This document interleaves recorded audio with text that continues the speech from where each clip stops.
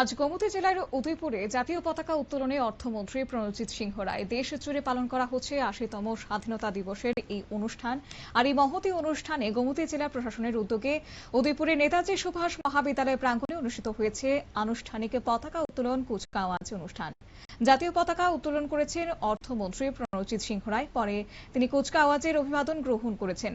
অনুষ্ঠানে স্বাধীনতা সংগ্রামী ও বীর শহীদদের আত্মত্যাগ স্মরণ করে দেশের ঐক্য, অখণ্ডতা ও গণতান্ত্রিক মূল্যবোধকে আরো শক্তিশালী করার আহ্বান জানিয়েছেন মন্ত্রী। শুনুন ওনার বক্তব্য। দিন নয়, আজ আত্মত্যাগের দিন, আজ আত্মসমীক্ষার দিন এবং আজ সংকল্পের দিন।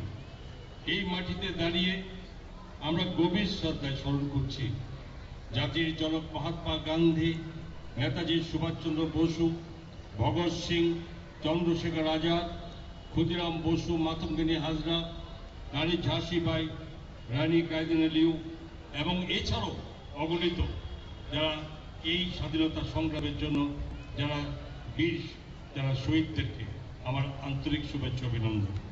এবং সেই পরিবারবর্গ যারা আছেন, যে বীর শহীদ। কুচকাওয়াজে পুলিশ বাহিনী, NCC, scout guard, civil defence ও আপতা মিত্র সহ মোট 14টি দল অংশগ্রহণ করেছে। অনুষ্ঠানে উপস্থিত ছিলেন গোমতী জেলার জেলা শাসক রিঙ্কু লাথির, পুলিশ সুপার অরিন্দম দাস, জেলা পরিষদের সভাধিপতি দেবল দেবরায় সহ প্রশাসনের আধিকারিক, জনপ্রতিনিধি এবং বিশিষ্ট নাগরিকরা। দেশাত্মবোধের আবহে বর্ণময় হয়ে ওঠে উদয়পুরের স্বাধীনতা দিবস উদযাপনের এই দিনটি। নিয়ে নিচ্ছি ছোট্ট একটি বিজ্ঞাপন, বিরতির সঙ্গে থাকুন।